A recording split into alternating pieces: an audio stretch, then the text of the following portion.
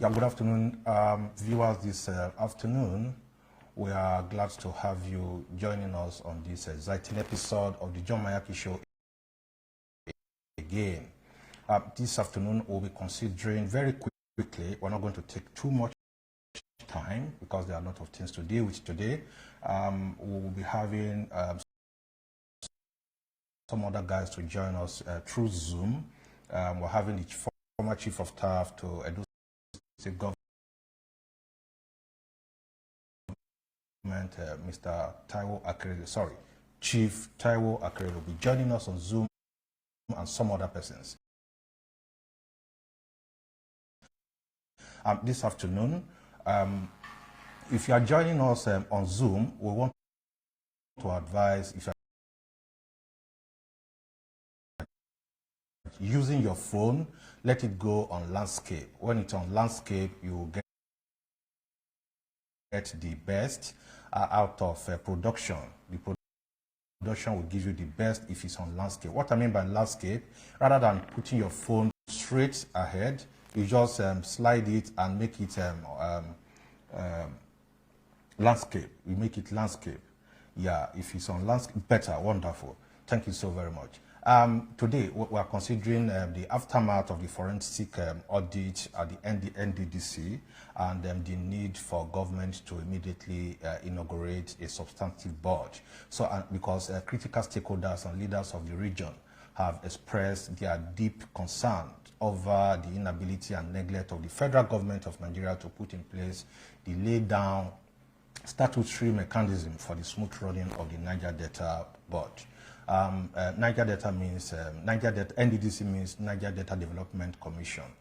Earlier in August, around 2019, the president appointed a 16-man governing board to oversee the affairs of the commission in line with the Act. The National Assembly performed their constitutional role of screening and approving nominees for that board. The president, however, around January 2020, a year after, informed the Senate of his order of a forensic audit of the Commission and the need for the newly appointed confirmed board to hold on until an audit was completed. And as such, he appointed an interim management committee to oversee the affairs of the Commission. This inaction on the part of the President and the Minister for Niger Delta, Chief Goswell Akpabio, to empower the already screened board members is rubbing on the people of the region, and people are quite complaining. I think the federal government and the minister need to quickly look at that. Joining us this afternoon is Comrade Chief Taiwo Akerele, former Chief of Staff to Edo State Governor and a senior policy analyst in Policy House. Good afternoon, Mr. Taiwo Akerele. Good afternoon, sir. How are you today? Very well. Thank you for joining us on Zoom this afternoon. Thank you very much. Yeah. Thanks for having me. Thank you so very much. Quickly tell us, what is your take and your perspective on the ongoing forensic audit and the NDDC board? Thank you. You agree with me that when the Niger Delta Development Commission was established many years ago, particularly during specifically during the Obasanjo regime, it came with a lot of pomp and pageantry. A lot of people praised the decision of the federal government to give attention to the accelerated development of the Niger Delta, owing to the agitation that even led to the execution of Dr. Ken Saro-Wiwa and so many others in the Niger Delta. The military had no regard, even though the military had set up OMPADEC, which is the Oil Mineral Producing Area Development Commission. That also did not, bring the desired result and impact that was expected in the transformation of the Niger Delta economy. However, the NDDC came with a lot of hope, expectation, and excitement among the people at its formation. However, what has happened since then, brings to the fore the character of the sub-Saharan African states, where institutions are set up and they are not able to live up to the expectation of the founding fathers. And that is the situation NDDC found itself until recently, when agitation led to the composition of the board which was supposed to be chaired by the former Deputy Governor of Edo State, Dr. Paul Sodugu, and to be headed by my good friend and colleague in the banking sector, Bernard Okumaga. Unfortunately, that board, even though it was screened and they were just waiting to be inaugurated, agitation from the governors led to his dissolution. And that dissolution finally led to the establishment of a forensic audit.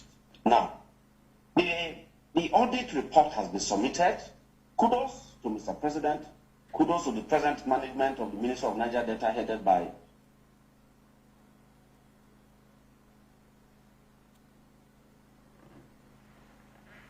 Okay. Hello, can you hear me? Go ahead. Can yeah. you hear me? Yeah, go ahead, please. Hello? Go ahead. Hello? We can hear you now. Okay. Hello? We can hear you now. Okay. So, kudos to Mr. President, kudos to the Minister for Niger Delta Affairs. However, we are, as policy economists, we are worried about the implementation of the recommendation of the forensic audit, the report. Is it going to go down the way other reports have gone down in Nigeria, wherein people are indicted, recommendations are made, and no action is taken? Trillions of naira has been allegedly frittered away by previous managers of the commission. Contracts have been awarded. Now, what are we going to do as a country? Are we going to now sit down and set up an implementation panel to look at the audit report and say, okay, let us separate the allegations from reality. Let us separate those who have performed from those who have allegedly frittered away the resources. And when the federal government decide to go after those who have frittered away the resources of the Niger Delta development, the sentiments will not set in. They will now stand up in Niger Delta and say, these are our brothers or these are our sisters, and therefore they should not be prosecuted. Niger Delta region cannot continue like this.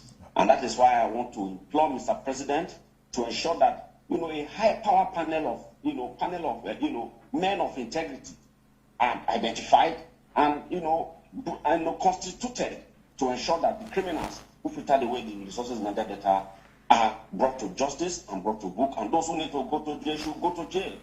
I mean, there's no way Niger Delta can continue to remain like this. When you look at the quality of life in the Niger Delta, it's almost equivalent to what is happening in the Northeast. So many people are out of school in the Niger Delta region. Most of their guests are not in school. They are into farming. Most of their women are living below $1 a day. And we cannot blame the federal government. There is a local government system, there's a state government system there, and there's the NDDC. So these three layers have the capacity combined cumulatively to transform the quality of life of the people in that Niger Delta. So with this forensic report, we believe in Policy House that Mr. President has enough tools, has enough capacity, has enough resources at his disposal to put in place mechanisms to turn around the fortunes of that region. Thank you very much. These are my initial thoughts. Thank you so very much for that opening remarks. We are so grateful for that rich contribution. We'll come back to you, especially on the issue of the leadership of the Niger Delta. We cannot argue the fact that leaders of the region are also enemies of themselves. If the report of the forensic audit that about 13,777 projects were abandoned in the region since the creation of the commission. It was also revealed. I quickly want to remind those of you watching us live to say the lines are open and displayed on the screen. Please make use of it and call us, join us through your calls to make this discussion very robust and enlightening. It was also revealed that between 2001 and 2019, the federal government approved and released the sum of 7 trillion naira to the interventionist agency from statutory and non-statutory sources without value for money and commensurate projects and achievements to justify for this money. Well, I will come back to you, Chief Taiwo Akerele on the attitude of the leaders of the Niger Delta. That sometimes you blame the North, you blame the federal government, but we've got governors, we've got ministers, we've got senators, we've got at every tier of government, we've got people representing us. And for 7 trillion to be spent on Niger Delta, or sorry, on NDDC without result, I think we need to address that again. In the 21st century, this is how the report of forensic audit, take a look at the video, the pictures where they declared the report of the audit. The report of the audit came in Ghana Must Go. Look at that report. I want to take exception to that. We're in the 21st century. For a forensic audit on NDDC that costs us billions of naira is being presented in A4 papers and Ghana Must Go.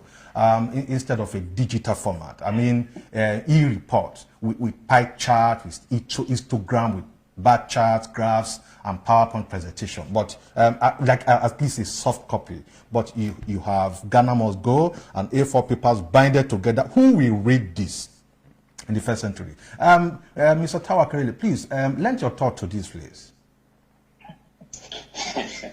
It's quite disappointing. This is quite disappointing. Looking at, watching on television, the way and manner the report was presented yesterday brought to the fore, the issue of value for money. A lot of money was spent, even in the area of hiring these forensic experts. One expected that there should be hard copies, and of course, executive summaries, and of course, digital copies of this report. And it is a digital copy. A flash could have even been presented to Mr. President in a digital way, in the 21st century, as you rightly observed. But what we saw yesterday is like the Asudu report of 1980 or, all those reports of 1970 set up by Gawan. So it's not a reflection sorry, sir. where we are as a society. And it also brings to the fore what you raised about... Sorry, sir. Hello? Sorry, sir. Let me get back to you. There's this caller. Hello, good afternoon. Hello, good afternoon. Thank you. Your name and where you're calling from? Yeah, this is Prince Miracle Babo, CEO Puma Communication Worldwide. Oh, good afternoon, sir. Yes, thank you very much for this very diplomatic issues that's bothering the people in the Niger Delta. Sir, my contribution is that the present Niger Delta Minister, Gosi Akabi, should, as soon as possible, meet the president and make sure that they set up the already screened NDDC board, so that there will be peace and development in Niger Delta, and the people in the various communities can have impact to the federal government. Good job, which Mr. President is doing, sir. That's my contribution. Wonderful. Thank you so very much for making it very short. I appreciate, sir. Yeah, Chief Taiwo Akerele, I'm so sorry to cut you short then. No, it's okay. Thank you, sir. It's a participatory audience program. Yes. So I was saying that it's unacceptable the way and manner the forensic experts presented the report. It's not a reflection of 21st century reporting format. And it does not show that there's value for money in what they did. Maybe they just want to justify the amount of money they collected from the federal government by printing thousands and thousands of copies. Who is going to read them? What the president needed is an executive summary, while the ministry or whoever is in charge of the NDDC, like the Minister of Justice and other relevant bodies, sit down to deal with the details. So Nigeria has a lot of things to do, even in preparation of the report. Having said that, I want to get back to the issue of the NDDC performance in the last 20 years or so. This is 2021. This agency was set up in 2001, less than 2 years after Nigeria returned to independence. How long did it take Dubai, to United Arab Emirates, to transform Dubai? It didn't take 10 years. How long did it take President Kagame, our friend in Rwanda, to transform Rwanda from a war-ravaged country, a genocide-ridden country? We were like this about 20-something years ago when Rwanda went through genocide. But today, Rwanda has become a major economy in Africa, growing at almost 7% per annum, with tourism, with tourists flying in and out of Rwanda.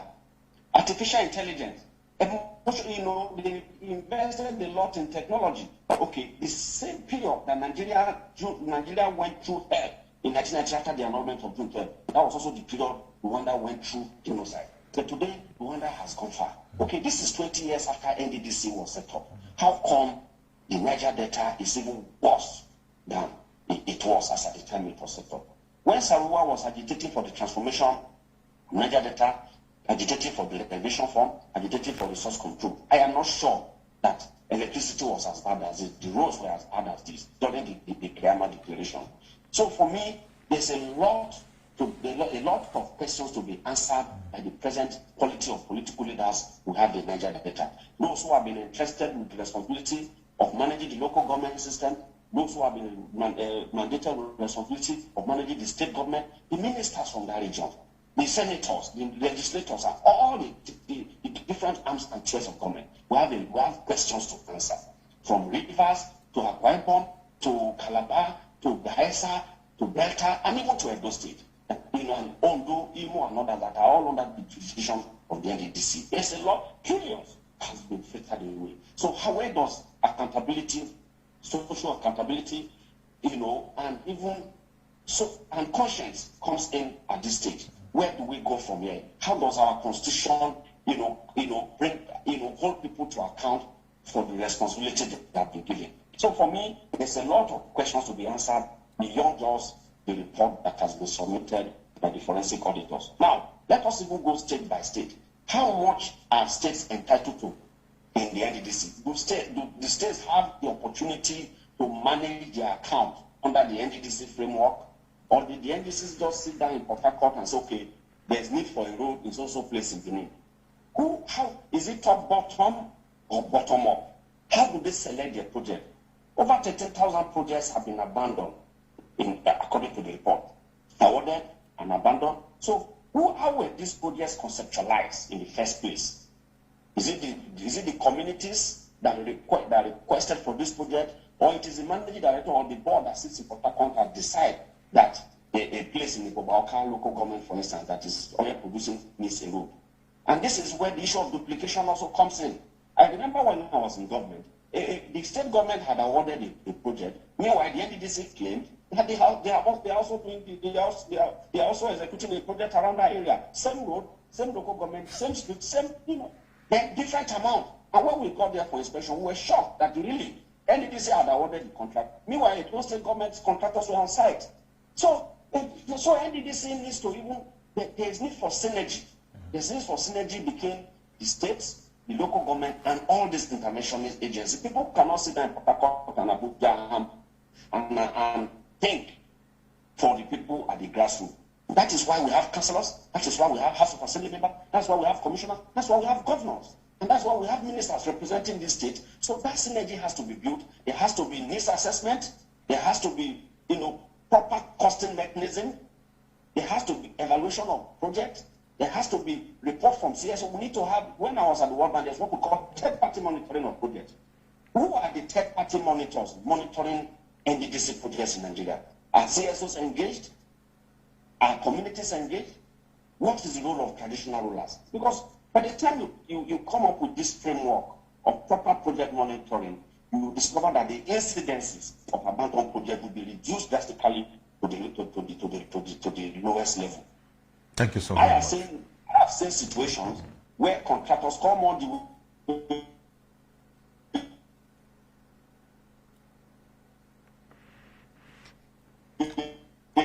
Oh, okay. I'm sure. I think there's okay. Can you hear me? Go ahead. Can you hear me now? Yes. Yeah. Okay. We have seen situations where contracts are awarded to people who did not even bid for those jobs. They just call people who come and say, no. So these are some of the bad practices that must be eliminated in NDDC. These are some of the bad practices that must be eliminated in the larger Nigerian structure to ensure that there's value for money. Then we are looking at the amount of money that has been spent in NDDC, almost 7 trillion in the last 20 years. What can 7 trillion do for you? 7 trillion can build a nation from the scratch from third world to the first world. How much did Singapore spend between 1965 and 1980 when it became a first generation country or a superpower? With almost 40,000 per capita. Now it has even risen to $65,000 per capita income in Singapore. How much did they spend? Is it 7 trillion converted into dollars? So we need to know what could have 7 trillion given to Niger Delta in terms of roads, in terms of infrastructure, in terms of basic education, basic health services, maritime services, gender equality, even artificial intelligence, universities, technology, and everything. So these are some of the issues that I thought should dominate the discussion around NDDC performance in the last 20 years beyond the audit report, because the forensic audit report has been submitted. What next? So these are the questions we should be asking the Nigerian government. What next? Are people going to go to jail? Are we going to change the culture of managing the NDDC? Now, in the last 2-3 years, it has been under an administrator. Is that what the law says? Does the NDDC law recognizes interim management? But it is now becoming a culture to impose interim management, and it should be reversed. The law setting up the NDDC should be strictly followed, and the states must be carried along, even in the nomination of commissioners into the NDDC. People cannot just sit down and think that so person can perform. The governors must be involved, the legislators must be involved, even the communities must be involved in the nomination of the representative units, so that there can be that synergy and accountability flow between those who are there, so that we can avoid the Professor PPAK's principle of two publics, of the public and the government. Until we bridge that gap, that causes friction between the public sector and the people, according to Professor PPAK, we will never move out of this confusing conundrum that we presently witness in NDDC. Thank you very much. Thank you so very much. Now, the lines are still free. Kindly call us and make your contributions. We understand and appreciate the need for forensic audits, just as our guest has said, just as the need to ensure a transparent and orderly administration in the NDDC board. But ensuring drama and twist, the ensuing drama and twist that followed hardly can justify the continued absence of a constituted board, which derives its power from our statute books. It is our opinion here at the John Mayaki Show that the present sole administratorship does not meet the legal requirements of law, and it is unable to address the developmental needs of the region. We want to commend the president for the political will to carry out this forensic audit, but also want to say that the exercise would be useless if offenders are not prosecuted accordingly, like Chief Taiwo accurately also said. We therefore call on the federal government to immediately initiate criminal investigations, prosecution, recovery of funds not properly utilized for the public purposes for which they were meant for in the NDDC. The lines are free. Call us and talk to us. There is this Peter Esele, former TUC president, spoke to us. Let's listen to him and get something from him. Right now, Niger Delta is supposed to have a board. But right now, only one man is running Niger Delta Development Commission. And that is against the law. There's no law that supports that. Then you have the minister for Niger Delta saying they are carrying out an audit. How long does it take you to carry out an audit? I will plead with people to go and read the Auditor General's report. Several government agencies have not done any audit. Several. For many years. That is also against the law. So when you talk about you are carrying out audit or not, must your audit interfere, undermine our laws? The Minister of Niger Delta went to Baramaturi to meet with Topolo. Now, why did it? And I saw him with military personnel. Now, why did you have to go meet with Tompolo? Because Tompolo had to issue an ultimatum. Do we need to get to that? Finally, Buhari got it. Yes, we must commend him for that, for being able to pull everybody in that part and to have it done. So he gets my accommodation for that. On the other hand, what is worth doing is worth doing well.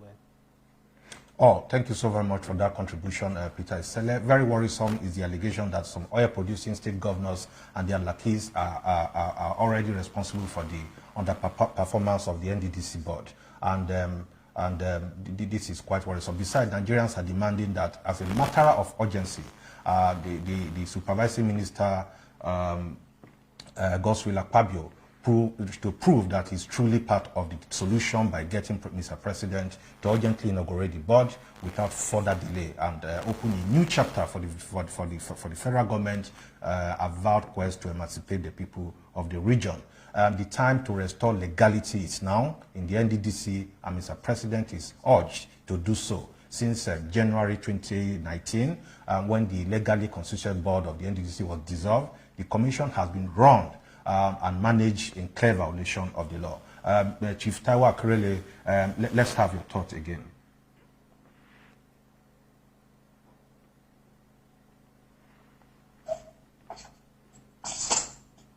Hello? Yeah, go ahead, sir. So flowing from that, I agree that it is high time the NDDC board is properly constituted, and there has to be consultation from the community, oil-producing communities, popularly refers to as those communities, up to the local government level, the traditional rulers, states, and of course, our representative at the national level. There has to be that communication as to who are the credible people that needs to be nominated to head the board, to help manage the board, to be nominated as commissioners. And they need to be graded properly by the National Assembly, so that we know that it's a new paradigm, it's a new generation, it's a completely new shift from what used to be to an era that demands for accountability, performance, and the result-based era. Then I'm also looking at how does NDDC plan his budget? How will be executed within a fiscal budget here? Who makes those inputs? How do they arrive at the amount of projects, the requirements that will lead to the execution of those projects, and the procurement process? Is it transparent, or is an elite system that is hijacked by people who feel they have access to the powers that be?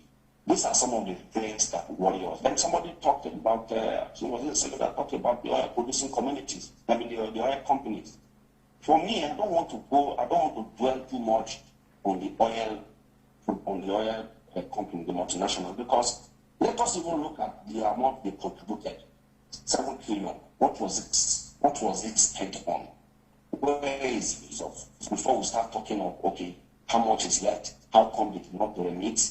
Why did they not remit? The one they remitted, we should be asking ourselves, what was it spent on? Do we now have, standard basic health facilities in the Niger Delta? Do we have a state where, people now have quality housing? Or when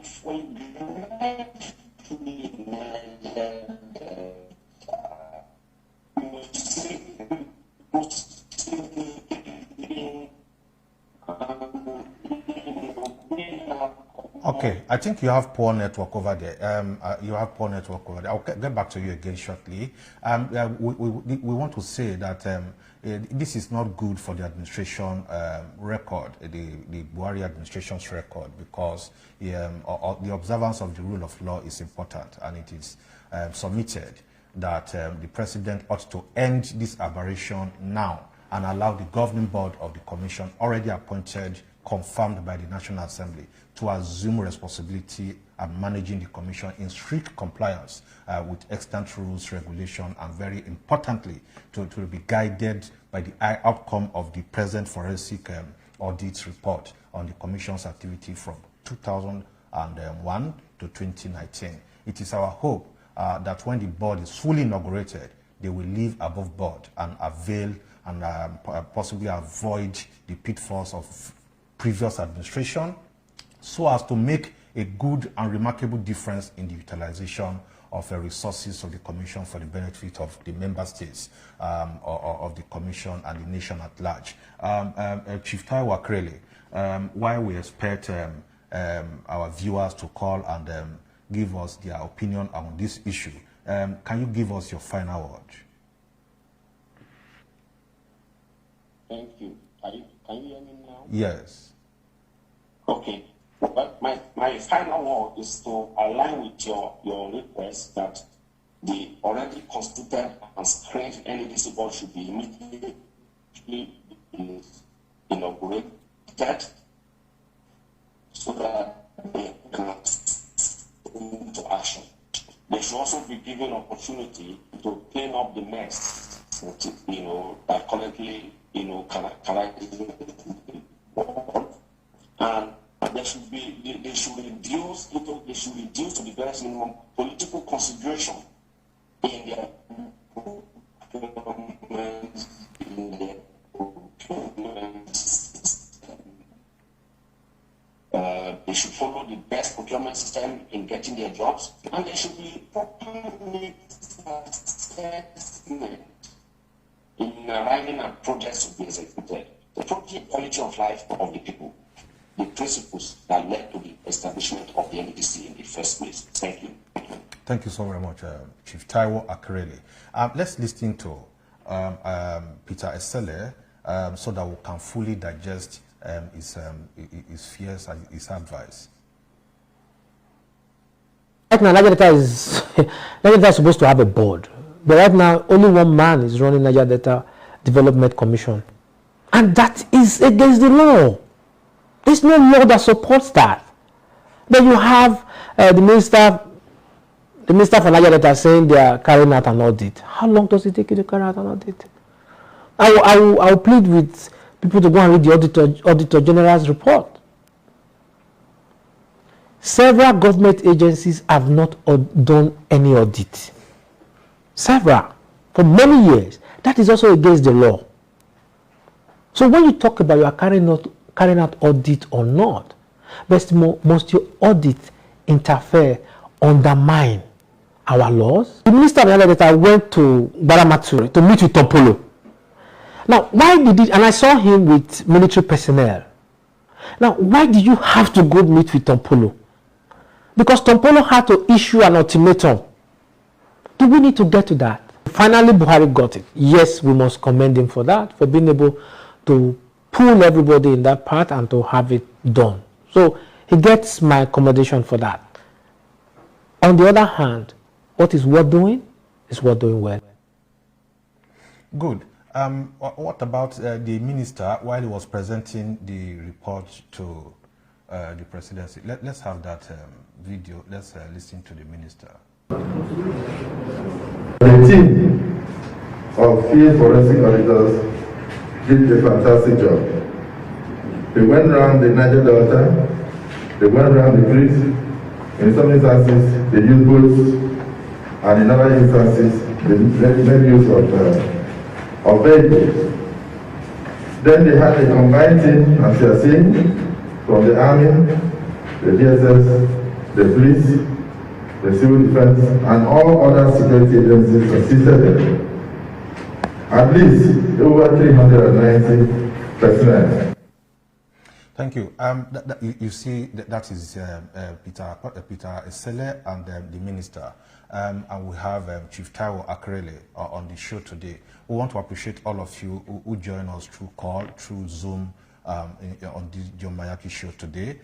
This will be all on this edition today. We want to tell you that until we come your way again,